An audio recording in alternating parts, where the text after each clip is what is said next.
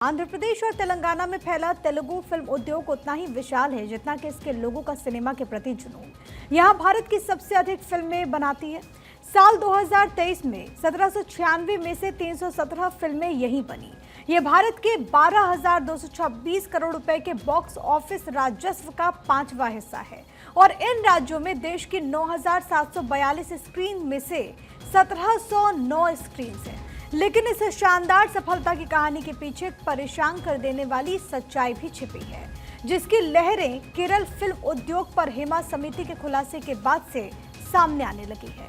Kerala high court ने यौन उत्पीड़न मामले में फंसे अभिनेता सिद्दीकी की अग्रिम जमानत याचिका को खारिज कर दिया। केरल पुलिस ने अभिनेता के खिलाफ लुकआउट नोटिस जारी किया है। बताया जा रहा है कि अभिनेता मंगलवार सुबह से लापता है। कोर्ट के फैसले पर शिकायतकर्ता ने खुशी जाहिर की। जस्टिस CS डायस ने यह आदेश सुनाया। कोर्ट में अभिनेता की तरफ से सीनियर वकील एडवोकेट बी रमन पिल्लई पेश हुए थे।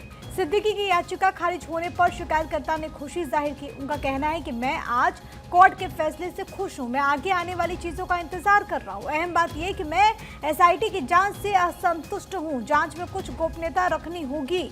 शिकायतकर्ता ने आगे कहा कि कुछ दिन पहले कुछ चीजें मीडिया में लीक हो गई, इससे आरोपियों को मदद मिल सकती है। मैंने कई चीजों की ओर इशारा करते हुए DGP को शिकायत दी। इससे मेरे भरोसे पर असर पड़ा है। इससे आरोपियों को इलेक्ट्रॉनिक सबूत नष्ट करने का मौका मिल सकता है और वो गवाहों को प्रभावित भी कर सकते हैं। आपको बताते हैं कि एक्ट्रेस ने मशहूर अभिनेता सिद्दीकी पर आखिरकार आरोप क्या कुछ लगाए हैं, तो ये हम आपको बताते हैं। एक्ट्रेस का एक्टर सिद्दीकी पर आरोप 21 साल की उम्र में मेरे साथ यौन शोषण की घटना हुई थी। ये किस्सा एक मलयालम फिल्म के दौरान का है जो कि नीला थिएटर में दिखाई जा रही थी।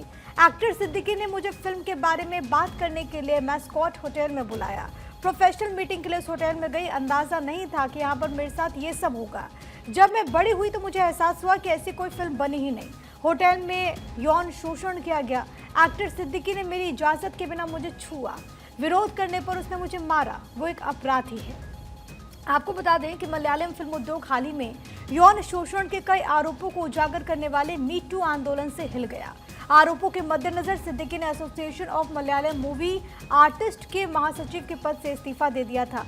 साथ ही पूरी 17 सदस्यीय कार्यकारी समिति से भी इस्तीफा दे दिया था।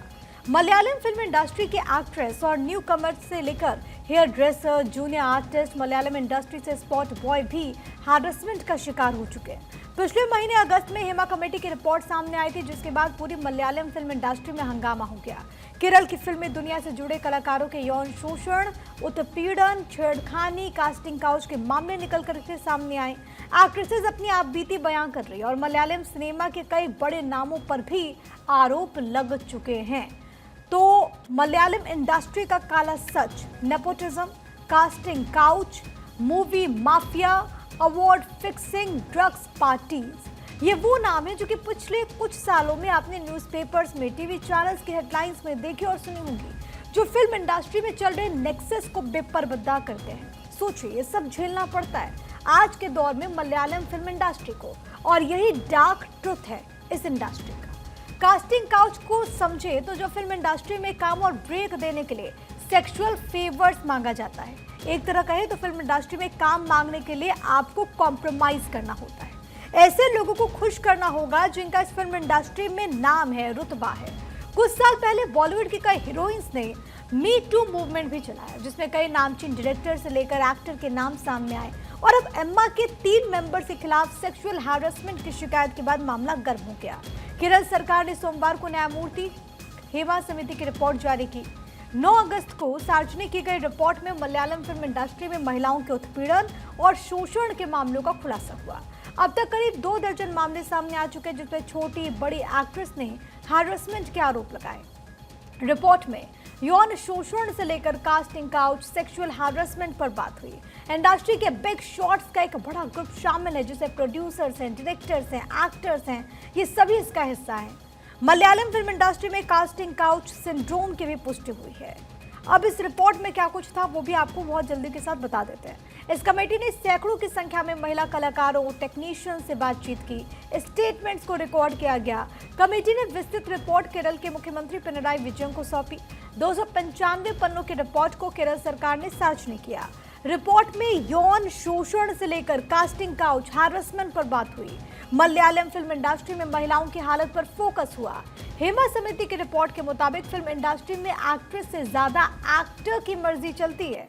इस रिपोर्ट में इंडस्ट्री के बिग शॉट्स का एक ग्रुप शामिल है जिसे प्रोड्यूसर, डायरेक्टर्स, एक्टर्स हैं।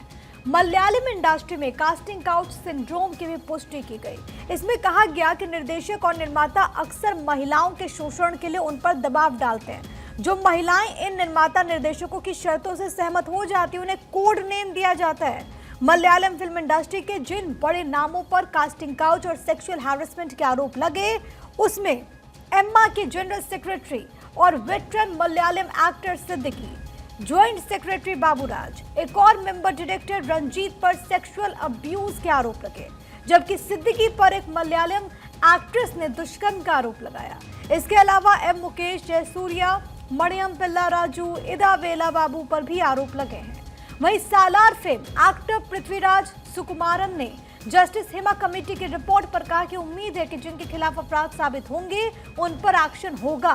सोचिए, जिस Malayalam movie artist association Emma का गठन साल 1994 में हुआ और इससे मलयालम फिल्म इंडस्ट्री के कई एक्टर्स और एक्ट्रेसेस जुड़े, एसोसिएशन का काम आर्टिस्ट से जुड़ी परेशानियों को सुलझाना था, आज किस तरीके से वही एसोसिएशन सवालों के घेरे में है।